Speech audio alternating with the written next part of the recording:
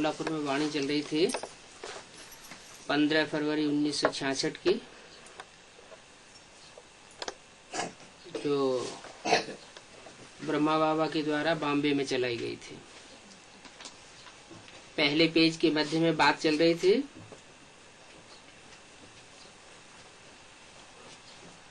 इस समय तुमको सारे विश्व की आदि मध्य अंत का ज्ञान बुद्धि में है। बहुत यह जानना चाहते भी हैं कि सृष्टि का चक्र कैसे फिरता है और परमात्मा क्या है। अखबार में भी आता है, विलायत वाले भी पूछते हैं कि क्या है, उनका रूप रंग क्या है। ये ज्योतिर्लिंगम जो भारत में बहुत प्रसिद्ध है, ये क्या है, वह कब आते हैं, क्या करते हैं, ये आत्मा भी क्या चीज है, इन सब बातों की नॉलेज चाहिए ना।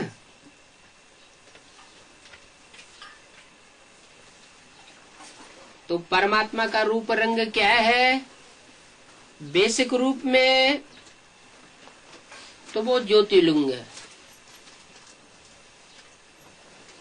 सदाशिव कहा जाता है। जैसे आत्माओं का रूप ज्योति बिंदु है, परमात्मा भी ज्योति बिंदु है।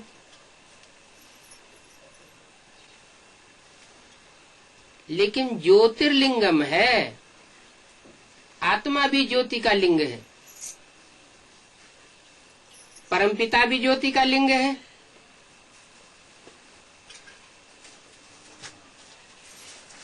आते तभी होंगे जब सब अपना करिश्मा करके छक जाते हैं।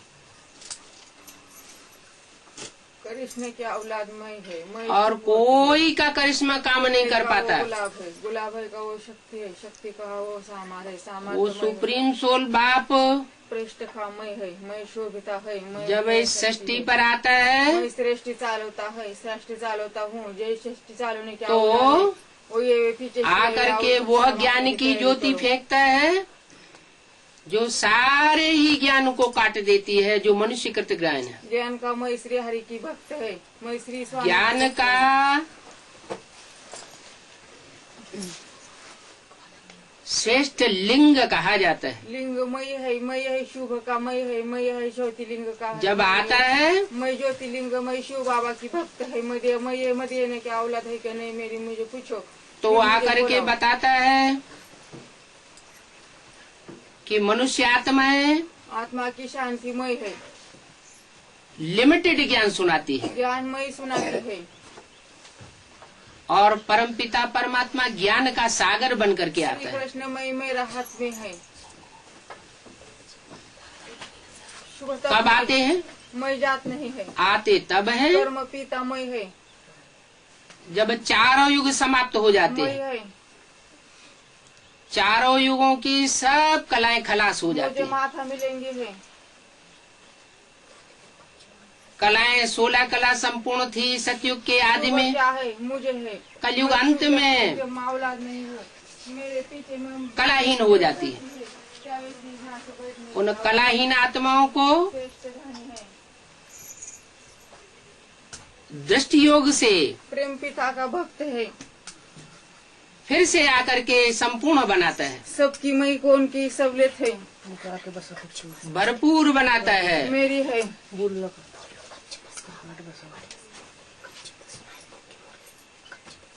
तुम सबकी जीवन कहानी को जानते हो, सब है मैं,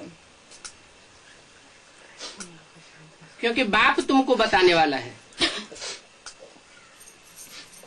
शिव बाबा की बायोग्राफी को तुम जानते हो। बायोग्राफी कहा ही जाता है जीवन कहानी को।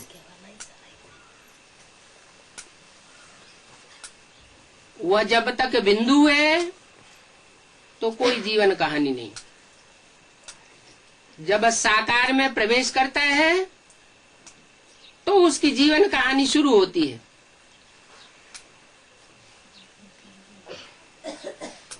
लौकिक पाप की तो हद की जीवन कहानी होती है। अलौकिक बाप की बेहद की जीवन कहानी है। जब नाम ही है जीवन कहानी, तो जीता जागता होगा ना। बोलते चालते को जीता जागता कहा जाता है। तुमसे पूछते हैं परमपिता परमात्मा बाबा का परिचय बताओ, तो तुम्हारे सिवाय तो कोई जानता ही नहीं। तुम बताते हो कि वो सुप्रीम सोल बिंदु बिंदु आत्माओं का बाप है। भारतवर्ष में उस बिंदु का बड़ा आकार शिवलिंग बनाते हैं, जो निराकार की यादगार है। उस बिंदु का नाम शिव ही है, वो कभी बदलता नहीं है। जब इस सृष्टि पर आते हैं, कोई मुकर्रर रथ में प्रवेश करते हैं, तो उनका नाम बदल जाता है। जैसे जैसे काम करते हैं, जैसे जैसे रथ में प्रवेश करते हैं, वैसे वैसे उनके नाम बदलते जाते हैं।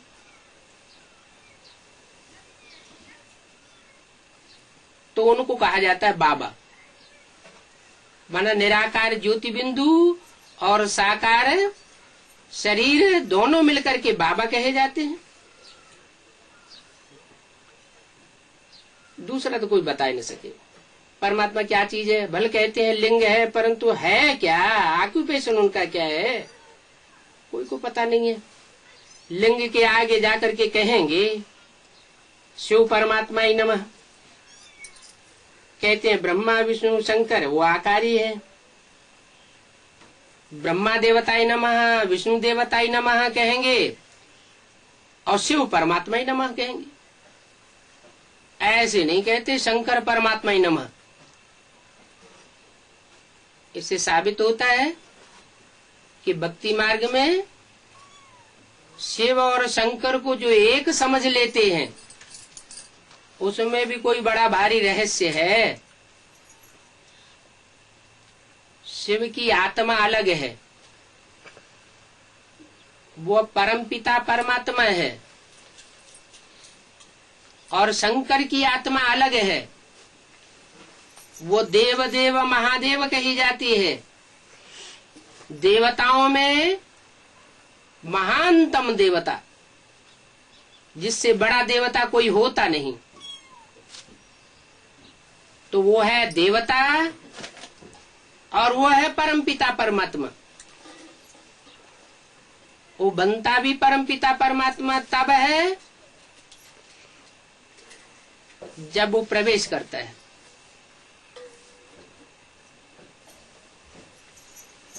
वो एक ही है, कोई दूसरा नहीं है। माना एक ही मुकर्रर रथ में प्रवेश करके एक रूप में संसार के सामने प्रत्यक्ष होता है।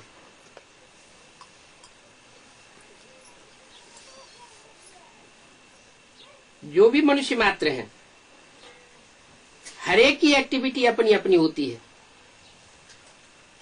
तो जरूर शंकर की एक्टिविटी अपनी, शिव की एक्टिविटी अपनी। शिव तो नाम ही है कल्याणकारी, तो जो भी एक्टिविटी करता होगा,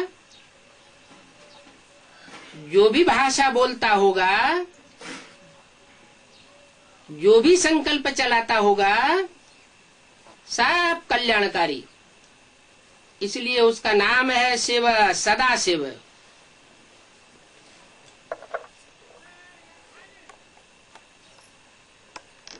अभी पूछते हैं, ये समय है ही पूछने का, तो ड्रामा अनुसार पूछते हैं परमात्मा क्या है। गॉड फादर लिंगम है, फादर भी है, फिर फादर क्यों कहते हैं? किसी को जन्म देते हैं क्या? बच्चे को जन्म दिया जाता है बाप के द्वारा, पहले बच्चा नहीं था, बाद में बच्चा हुआ, बाप ने जन्म दिया तो बाप रचयिता कहा जाता है, बच्चा रचना कहा जाता है। अब रचना रचयिता को संबंध तो साकार में होता है,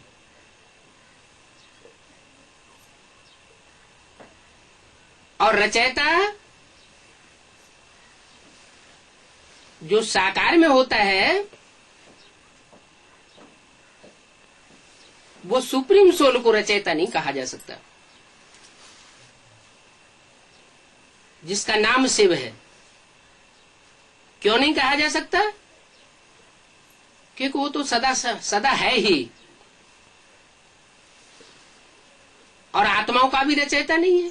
आत्मा तो सदा काल है ही है, आत्मा अनादि है, अविनाशी है, तो आत्माओं का रचयिता नहीं है। तो बाप किस आधार पर कहा जाता है?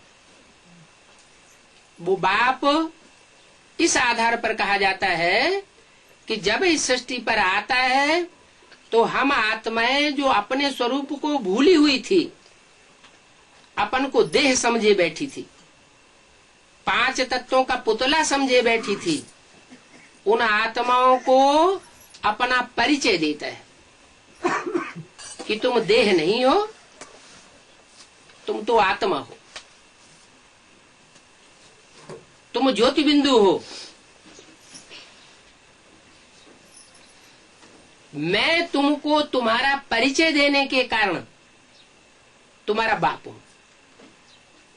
ये तुम आत्माओं का परिचय कोई भी देहधारी धर्मगुरु आज तक नहीं दे सका। बल गीता में कहा हुआ है, अणोअणीयांश मनुस्मरेति, आत्मा अणुरूप है। फिर भूल जाते हैं कि वो ज्योतिर्मय भी है। अणुरूप और ज्योतिर्मय आत्मा मन बुद्धि और संस्कार सहित है, ये कोई नहीं जानते। वो मन को अलग समझ लेते हैं। शास्त्रकार कहते हैं मन तो जड़ है। अरे मन बुद्धि कोई जड़ थोड़े ही है। मनुष्य जब शरीर छोड़ता है तो ये थोड़ा ही कहा जाता कि आत्मा निकल गई, मन बुद्धि रह गया। 5 जड़ तत्व तो शरीर के रह जाते हैं, परंतु उनको संचालन करने वाली वो ज्योति बिंदु आत्मा जो मन बुद्धि संस्कारों सहित है, वो चली जाती है। तो वो फादर इसी अर्थ में कहा जाता है कि वो आकर के हमको नॉलेज देता है। पहले हम नहीं जानते थे हम कौन हैं, अब हम जानते हैं कि हम ज्योति बिंदु आत्मा है, मन बुद्धि संस्कार सहित है, और आत्मा कैसे कैसे अनेक जन्म लेती है वो भी हमको बताया है। तो बाप से हमें अपना परिचय मिला, इस आधार पर वो हमारा बाप है, अलौकिक बाप है। किसके द्वारा? जिसमें प्रवेश करता है। वो स्वयं पारलौकिक है, उससे परे ते परे कोई होता नहीं,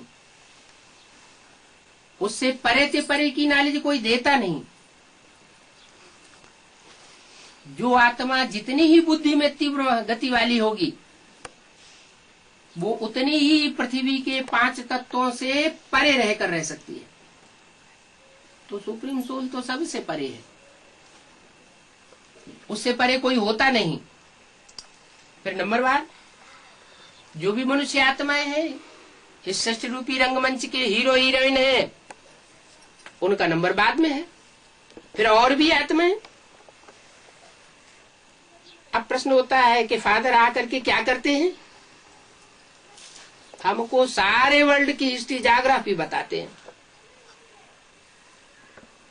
तो आदि से अंत तक बताते हैं कि सतयुग आदि से लेकर के कलयुग अंत तक तुम आत्माएं कैसे कैसे पार्ट बजाती हो। ये हिस्ट्री ज्योग्राफी कोई नहीं बता सकता। उन मनुष्य गुरुओं के पास तो प्रूफ और प्रमाण सहित, वो भी अधूरे सधूरे 2500 वर्ष की हिस्ट्री मौजूद है। उससे पहले की हिस्ट्री तो किसी के पास है ही नहीं। पुराणों में, शास्त्रों में जो बातें बताई गई हैं उनका कोई प्रूफ नहीं मिलता। ऐसे ही अंधश्रद्धा, अंधविश्वास के आधार पर बताते रहते हैं।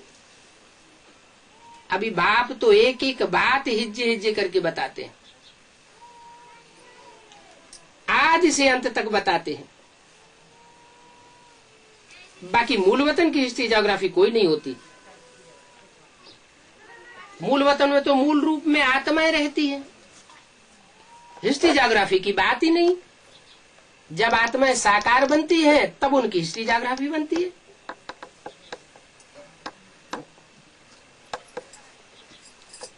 कोई राजा रानी बनते हैं तो उनकी हिस्ट्री ज्योग्राफी होती है। कब बनी, कितना समय राज्य किया, इसको हिस्ट्री ज्योग्राफी कहा जाता है। शिव बाबा की हिस्ट्री ज्योग्राफी नहीं है, पहचान है। वो समझते हैं बाप आत्माओं से बड़ा है तो बड़ा लिंग बनाए देते हैं। आत्माएं छोटी है तो अंगुष्ठाकार रूप में बनाए देते हैं, शालिग्राम के रूप में बनाए देते हैं।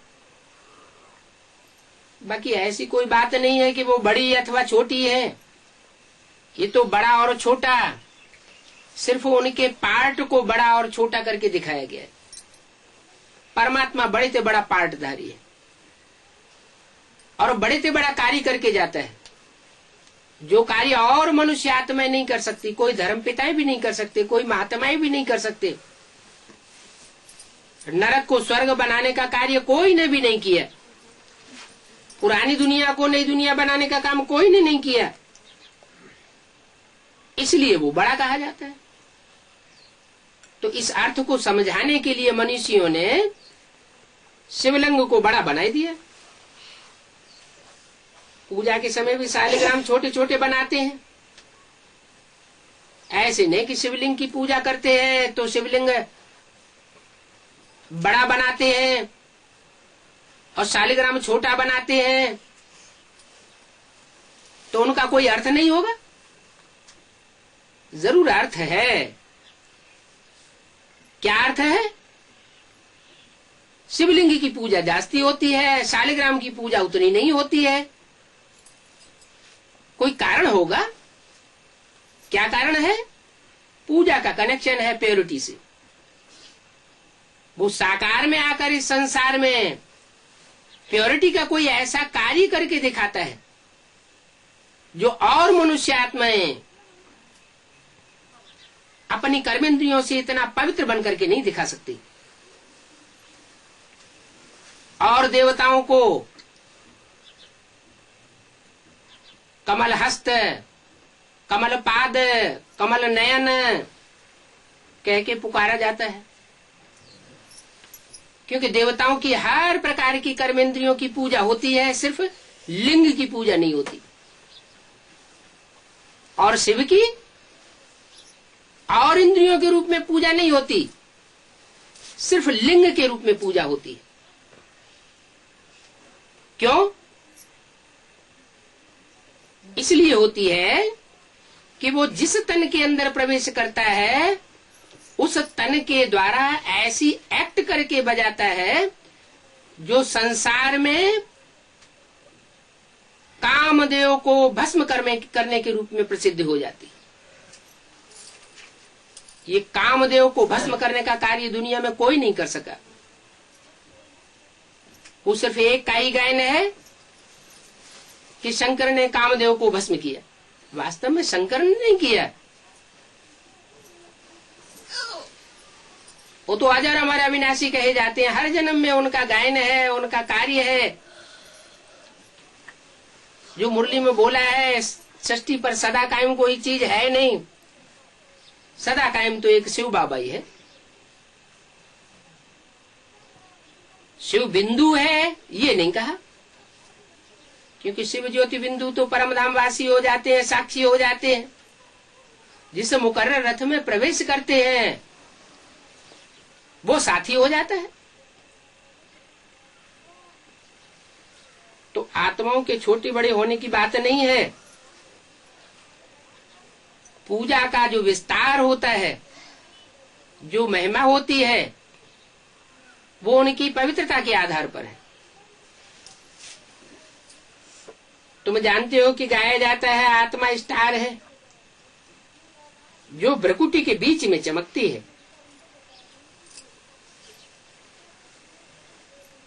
शंकर को तीसरा नेत्र दिखाया जाता है, स्टार नहीं दिखाया जाता।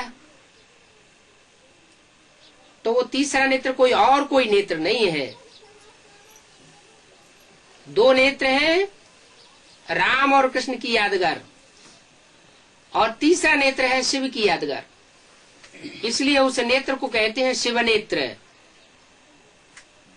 ऐसे नहीं कहा जाता शंकर नेत्र, राम नेत्र या कृष्ण नेत्र, नहीं। ये आत्मा की निशानी है। आत्मा शरीर लेकर के पार्ट बजाती है।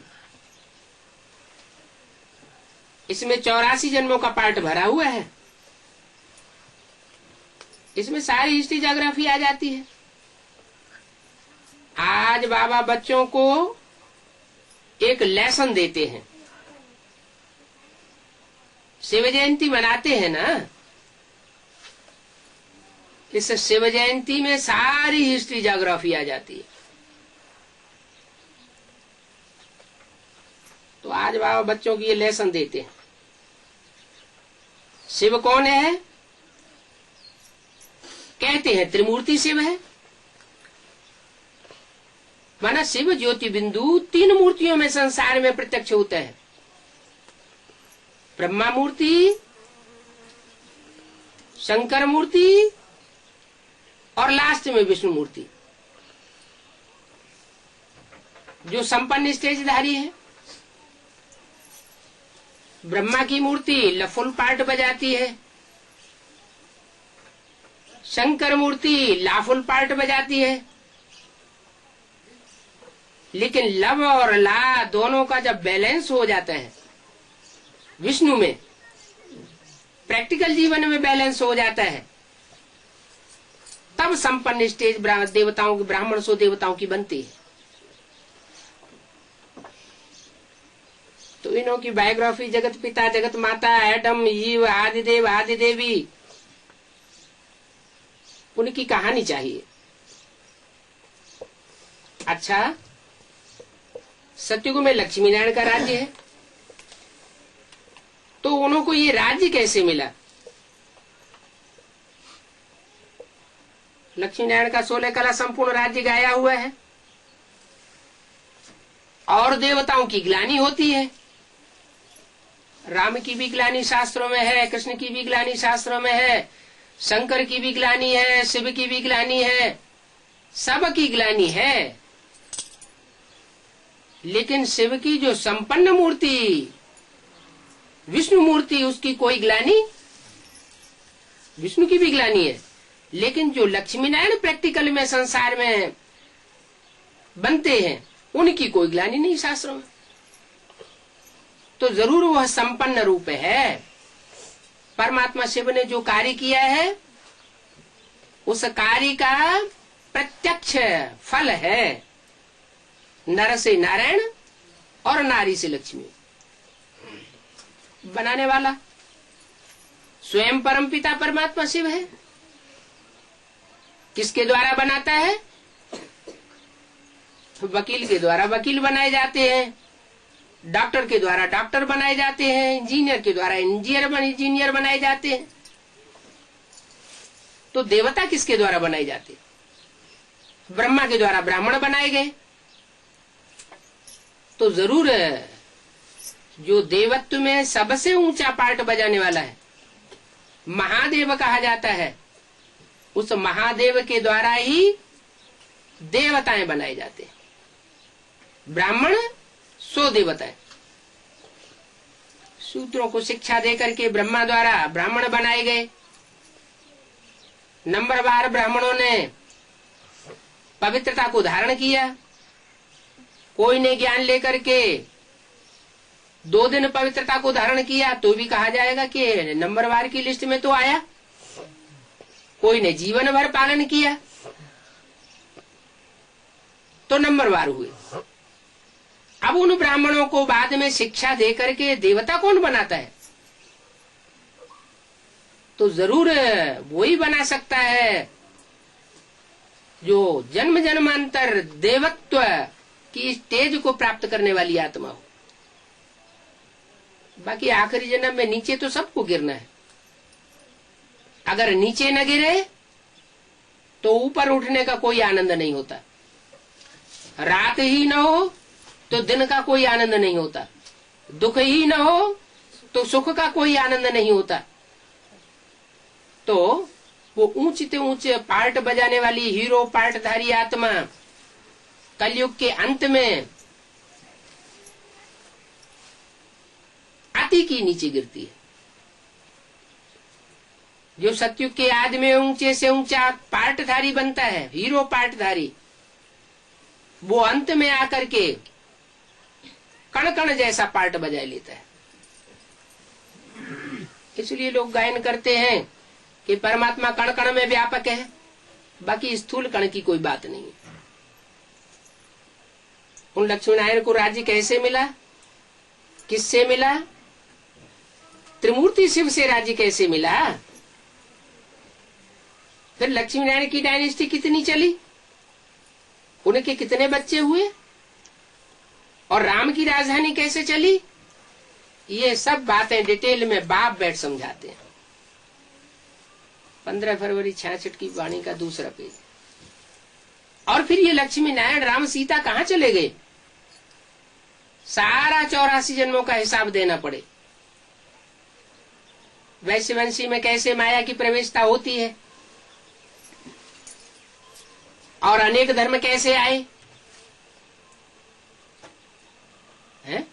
द्वापर युग से वैश्य वंश शुरू होता है। वैश्य की उपज कहाँ से होती है? ब्रह्मा से उपज होती है ब्राह्मण की, विष्णु से उपज होती है वैष्णव की, शिव से उपज होती है शैव की। तो वैश्य की उपज कहाँ से होती है? जरूर विष से वैश्य की उपज होती है।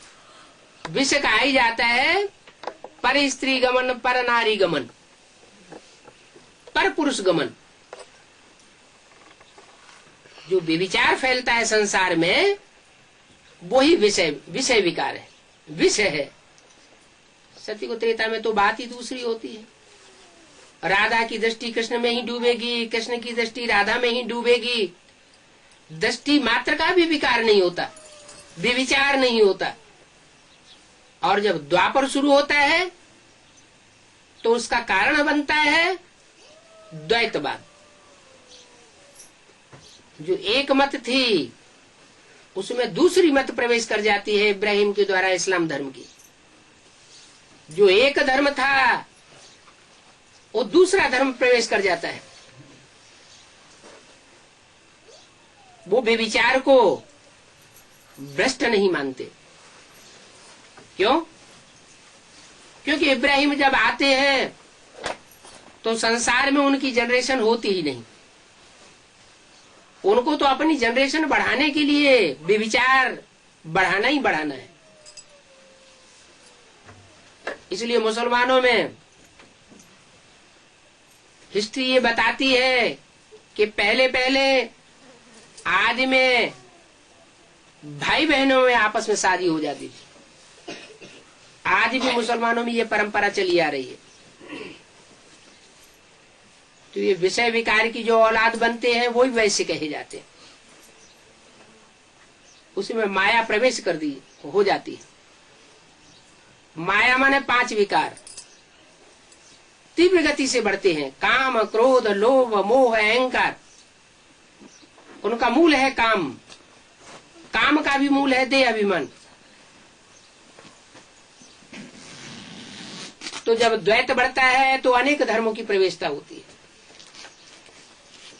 ये सब क्लियर करके लिखना होता है। कोई कोई मुझते हैं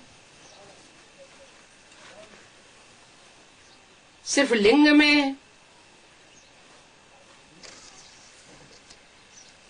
भगवान कैसे कार्य करेगा? अरे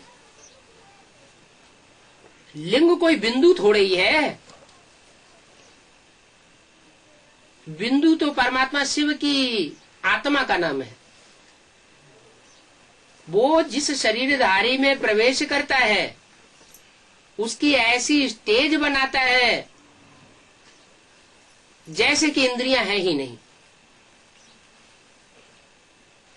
इंद्रियां होते हुए भी इंद्रियों का न होना, ये अनुभव स्वयं को भी हो और दूसरों को भी हो। जैसे आंख देखते हुए नहीं देखे, कान दुनिया भर की ग्लानि सुनते हुए भी न सुनने के बराबर हो जाए, ऐसे ही सभी इंद्रियां अपने विषय को ग्रहण करना बंद कर दें। ग्रहण करते हुए भी जैसे नहीं ग्रहण किया, उसका कारण बनता है मन। मन कंट्रोल में है तो कोई भी इंद्रिय का विषय भोग अनुभव नहीं होता। जैसे कोई महबूब अपनी महबूबा की याद में कारखाने में काम करता है या सड़क पर जाता है और उसकी आंखों से कोई लोग गुजर जाते हैं, उससे पूछा जाता है कौन कौन तुम्हारी आंखों के सामने से गुजर गया, उसे पता नहीं चलता। वो कहता मुझे नहीं मालूम, आंखें खुली हुई हैं। क्यों नहीं मालूम? क्योंकि मन कहाँ था? मन महबूबा में था। तो आंख ने, जो आंख इंद्रिय है, ज्ञान इंद्रिय, उसने अपना विषय ग्रहण नहीं किया। तो ऐसे ही मन की एकाग्रता से, एकाग्रता की प्रैक्टिस से ये अनुभव हर इंद्रिय के ऊपर लागू होता है।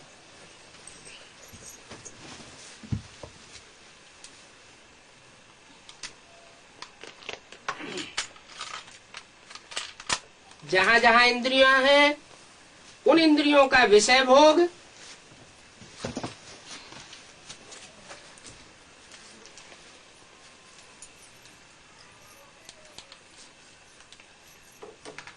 मन अनुभव करता है। इसलिए मन को 11वीं इंद्रिय कहा जाता है। मन ही सबसे ज्यादा सख्त कार्य करने वाला है। इसलिए कहा जाता है मन के हारे हार और मन के जीते जीत। मन को अगर कंट्रोल कर लिया तो सारी दुनिया को कंट्रोल कर लिया। और मन अगर काम विकार के ऊपर जीत पाले तो काम जीते जगत जीत कहा जाता है। ये कार्य दुनिया में और कोई गुरु नहीं करा सकता। ये सिर्फ एक सदगुरु का कार्य है।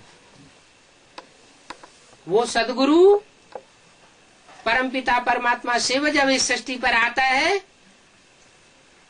तो राजयोग सिखाता है। इस योग में राज भरा हुआ है।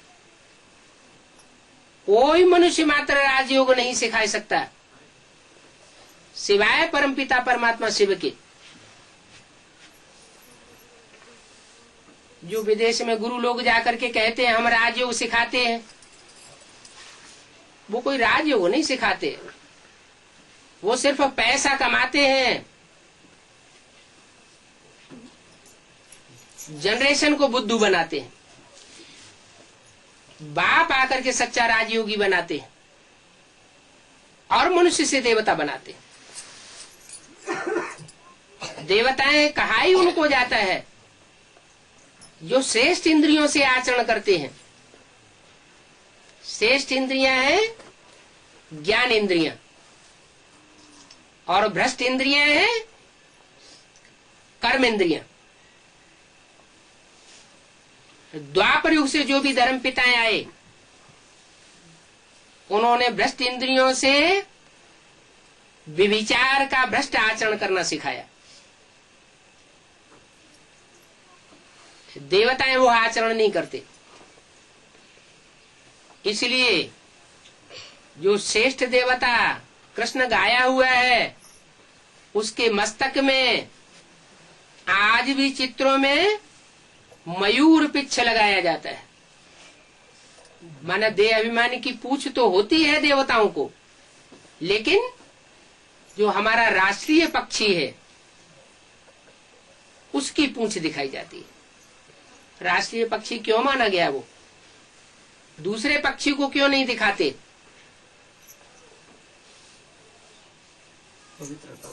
क्योंकि मोर के लिए ये बात बताई गई है कि वो भ्रष्ट इंद्रियों से संतान पैदा नहीं करता।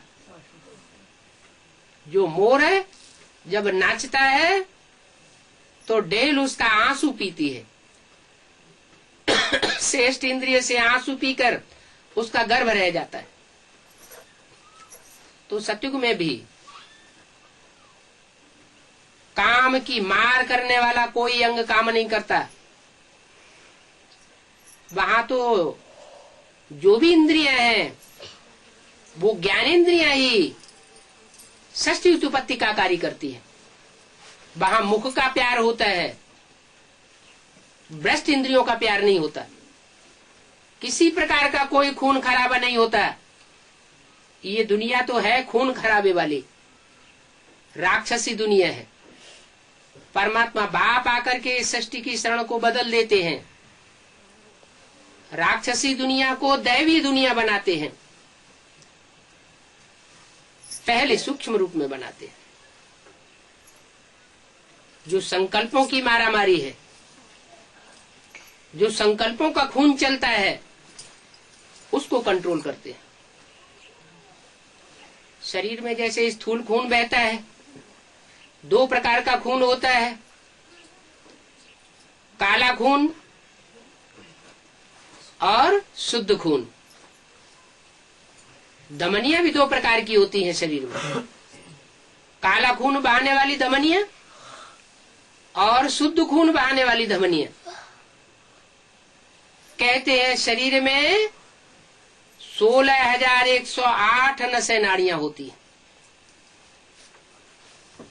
आधी है काला खून बहाने वाली और आधी है श्रेष्ठ खून बहाने वाली। ऐसे ही मन बुद्धि रूपी आत्मा में भी दो प्रकार के संकल्पों का खून बहता है। शुद्ध संकल्पों का खून जो राम से आता है, और अशुद्ध संकल्पों का खून जो रावण से आता है। रावण हमारी संकल्प की श्रेणी को ही बिगाड़ देता है। द्वापर युग से हमारा खून अशुद्ध होना शुरू होता है। पहले देवताएं, उनका मन बुद्धि रूपी खून जो संकल्पों का खून होता था, किसी को दुख नहीं दे सकता था। जब से द्वैतवाद फैलता है संसार में, तब से दुख देने वाले संकल्प भी विस्तार को पाने लगते हैं। तो अभी बाप बताते हैं कि वैश्य वंश जब शुरू होता है तो विषय विकारों के कारण माया की प्रवेशता होती है। माया कोई और चीज तो है नहीं। काम क्रोध लोभ मोह अहंकार 5 विकारों का समुच्चय ही माया है। ये अनेक धर्म कैसे आए, ये क्लियर लिखना पड़े, बिंदी का राज समझाना पड़े। ज्योतिर्लिंगम इतना बड़ा तो होता नहीं है। ब्रह्म महत तत्व में वह बिंदी मिसल है, परंतु बिंदी से कोई समझते नहीं है। इसलिए पूजा करने की सुविधा के लिए बिंदी का बड़ा रूप शिवलिंग बनाई दिया। कार्य करने वाली तो बिंदी आत्मा ही होती है, लेकिन ऐसे कोई नहीं बुलाता, ए बिंदी आत्मा इधर आओ। जरूर शरीर का नाम पड़ता है। अलग अलग शरीर होते हैं, अलग अलग शरीरों के नाम पड़ते हैं। माना बिंदु जब तक बिंदु रूप में है तब तक कोई कार्य किया हुआ नहीं माना जाता और करता भी नहीं है। जब शरीर में आत्मा प्रवेश करती है तब कर्ता बनती है। तो बिंदी से कोई नहीं समझ सकता। इसलिए बिंदी का बड़ा आकार शिवलिंग बनाया और आत्मा रूपी बिंदियों का बड़ा आकार शालिग्राम बनाया। शालिग्राम में बंधन दिखाते हैं और शिवलिंग को बंधन नहीं दिखाया जाता। क्यों नहीं दिखाया जाता है? इसलिए नहीं दिखाया जाता कि आत्माएं जन्म मरण के चक्र में आती हैं, बंधन में आती हैं, और परमात्मा जन्म मरण के बंधन से न्यारा है। उसको किसी प्रकार का बंधन नहीं लगता पापों का। प्रैक्टिकल जीवन में भी जब मुकर्रर रथ में प्रवेश करता है तो जिस रथधारी के द्वारा वो संपन्न पार्ट बजाता है उस पर कोई पाप छाप नहीं लगता। इसलिए मुरली में बोला है, मैं ऐसे से विनाश कराता हूं जिस पर कोई पाप नहीं लगता। तो पाप पुण्य का मूल कौन हुआ? पाप पुण्य का मूल हुआ मन। मन जब तक संकल्प विकल्प करता है तब तक पाप पुण्य होता है।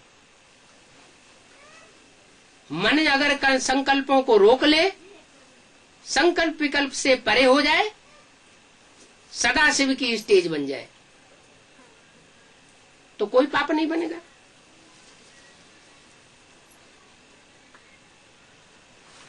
बिंदी की पूजा कैसे करें?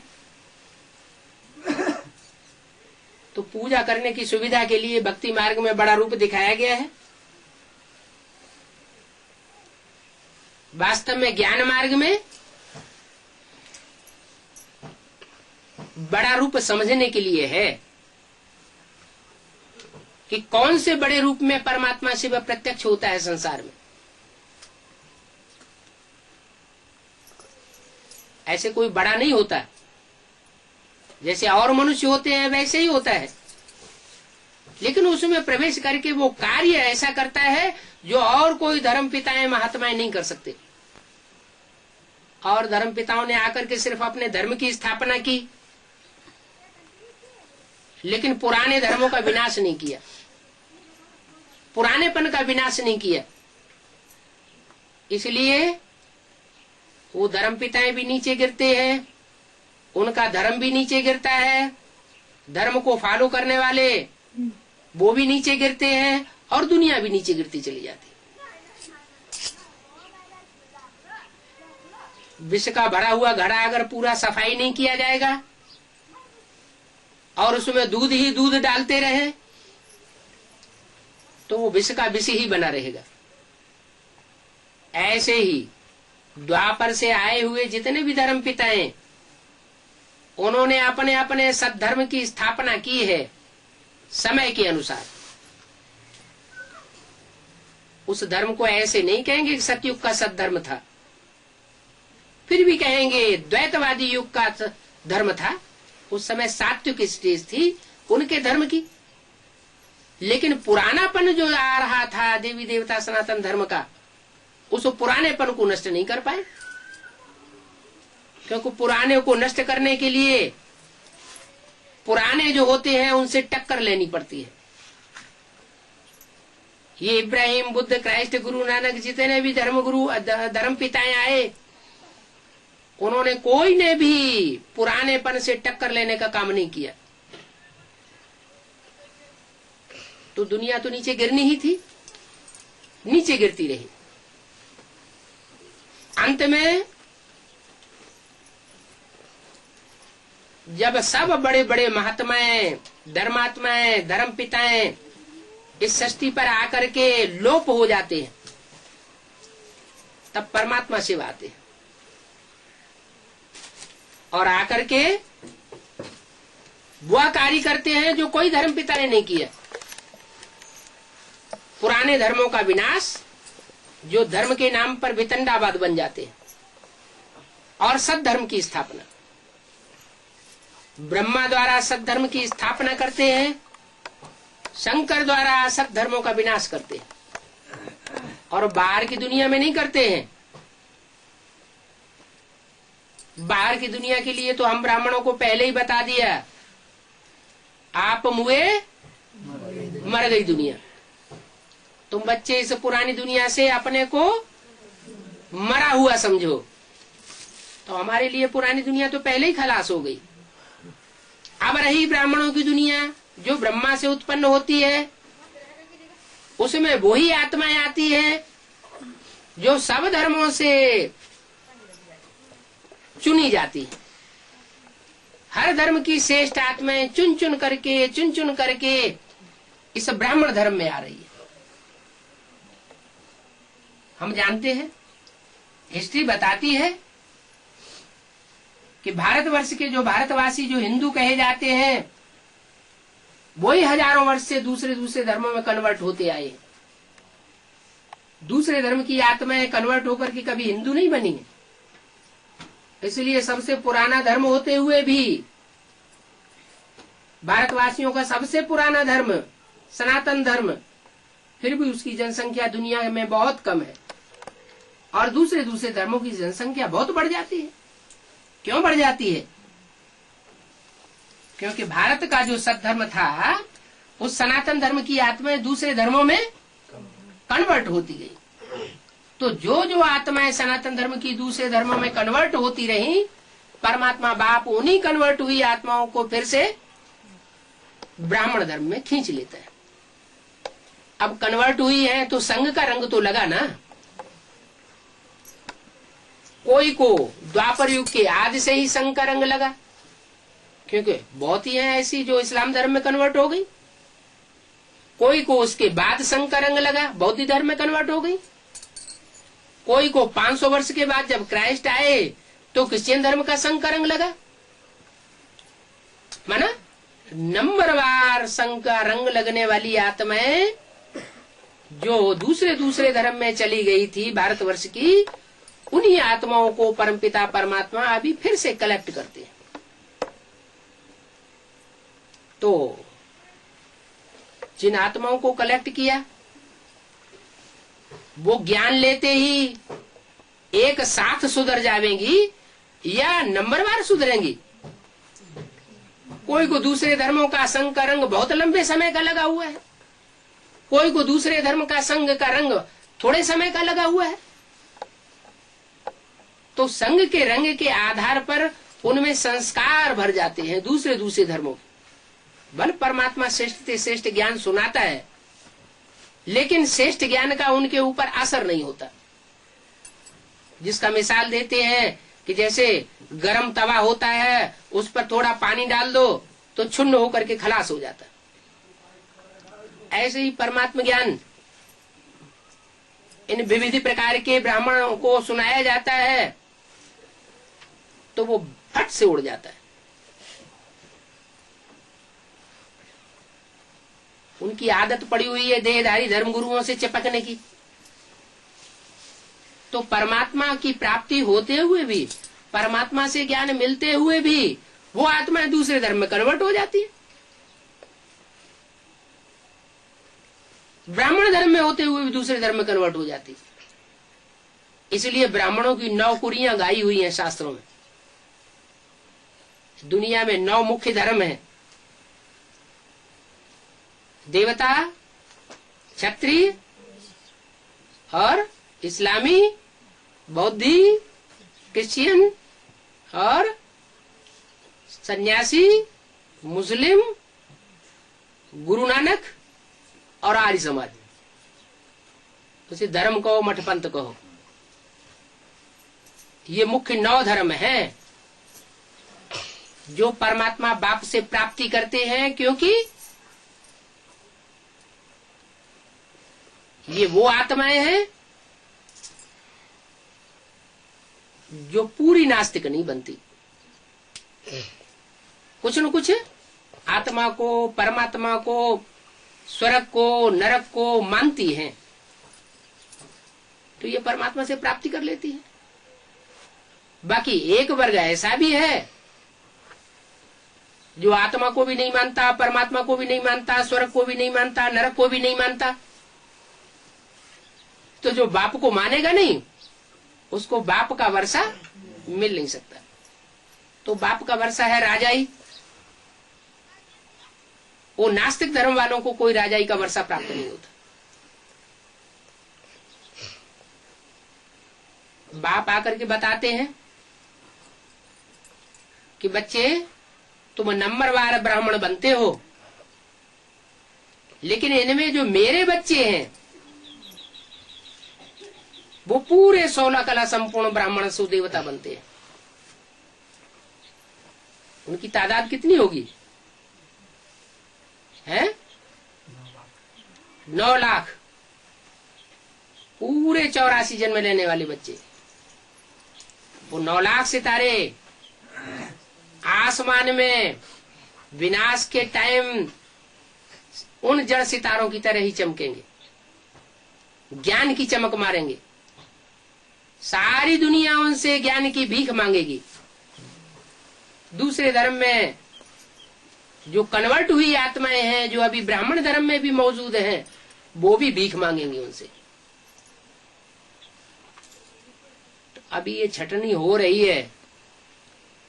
क्या छटनी हो रही है? ज्ञान सूर्य का पार्ट भी प्रैक्टिकल में चल रहा है और ज्ञान चंद्रमा का भी पार्ट प्रैक्टिकल में चल रहा है। ये सूर्यवंश और चंद्रवंश की स्थापना भी हो रही है।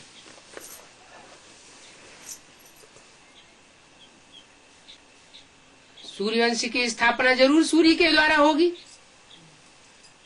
और चंद्रवंश की स्थापना जरूर चंद्रमा के द्वारा होगी। हम ब्राह्मणों की दुनिया में ज्ञान चंद्रमा का पार्ट किसने बजाया? दादा लेखराज ब्रह्मा के द्वारा ज्ञान चंद्रमा का पार्ट चला।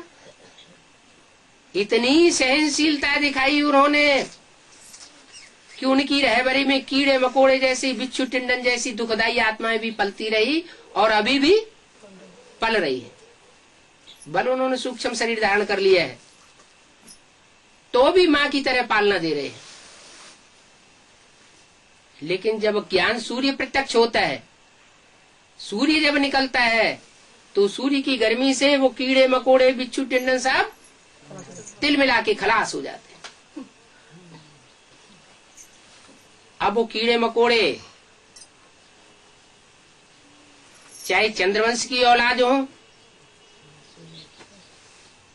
चाहे शंकर के द्वारा पैदा हुए बिच्छू टिंडन हो, वो सब खलास होने वाले हैं।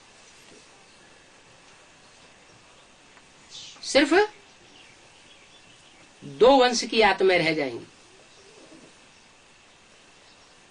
जो पूरे पास होंगे वो बनेंगे ब्राह्मण, वो बनेंगे सूर्यवंशी देवताएं, और जो फेल हो जाएंगे वो बनेंगे चंद्रवंशी देवताएं। दोनों का कॉम्बिनेशन होता है विष्णु में। विष्णु में एक ग्रुप है प्रैक्टिकल पार्टी और दूसरा ग्रुप है प्लानिंग पार्टी, रुद्रमाला। तो दोनों ग्रुप मिलकर के एक हो जाते हैं।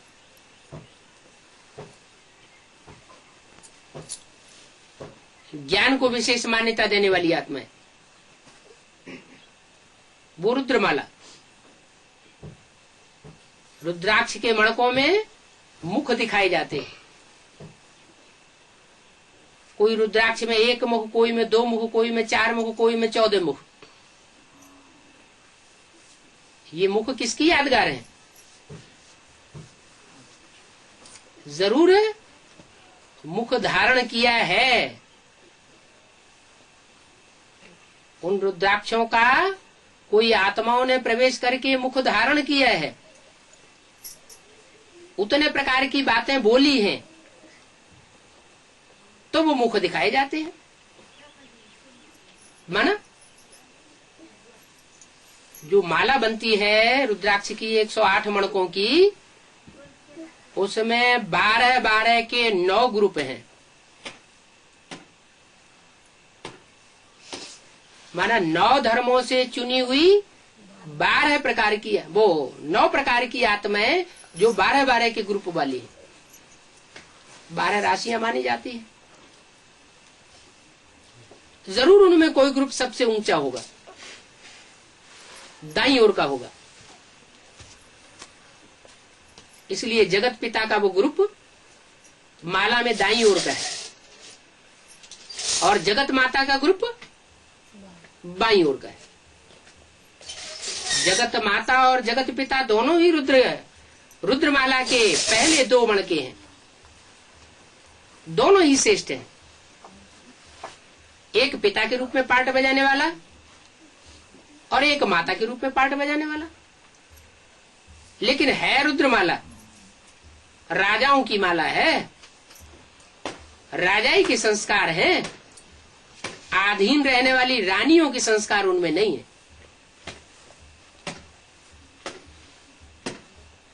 उनमें पहला ग्रुप, उसका जो मुखिया होता है उसमें सिर्फ एक का ही प्रवेश होता है। कौन? बाप दादा, माना शिव और ब्रह्मा की सोल ही उनमें प्रवेश करके कार्य कर सकती है। और दूसरा ग्रुप जो है वो सभी से प्रभावित होने वाला है, क्योंकि माँ का पार्ट है। माँ सभी बच्चों से प्रभावित हो जाती है। बाप की नामौजूदगी में,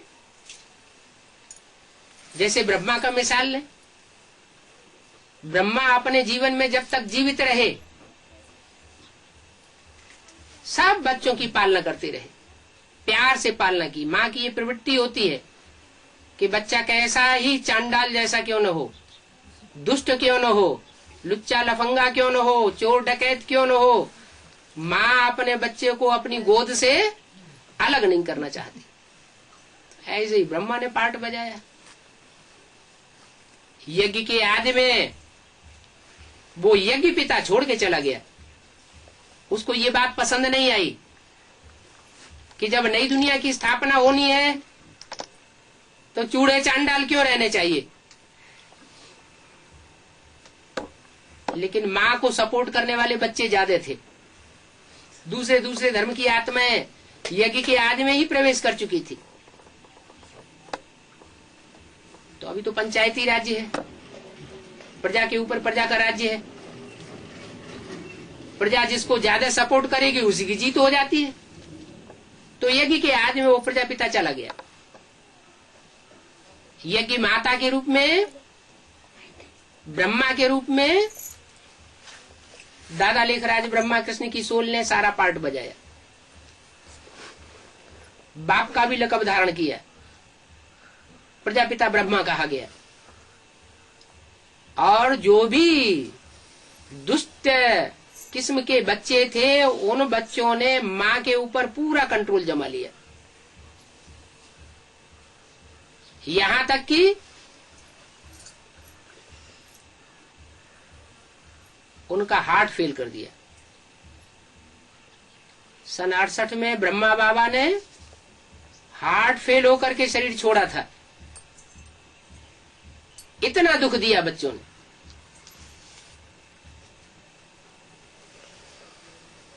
तो ब्रह्मा ने सहन शक्ति की सीमा को पार कर दिया। इतना सहन दुनिया में कोई माता नहीं कर सकती जितना ब्रह्मा ने सहन शक्ति को धारण करने का परिचय दिया। अब बाप आए हैं। बाप तो सूर्य है। सूर्य के प्रकाश में कीड़े मकोड़े सब नष्ट हो जाते हैं। अब ये कीड़े मकोड़ों की दुनिया, रावण कुंभकर्ण मेघनाथ जैसे ब्राह्मणों की दुनिया जल्दी ही खलास होने वाली है। एक सशक्त संगठन ब्राह्मणों का तैयार होगा, सूर्यवंशी संगठन। और ये सब इस्लामी, बौद्धिक, क्रिश्चियन जो दूसरे धर्म की आत्माएं ब्राह्मण धर्म में घुसी पड़ी है, वो सब ठंडी हो जाएंगी। अभी भी ठंडी होना शुरू हो गई। ओम शांति। सच्चाई लाएगा। ये सब ब्रह्मा कुमारियों का सफाया हो गया।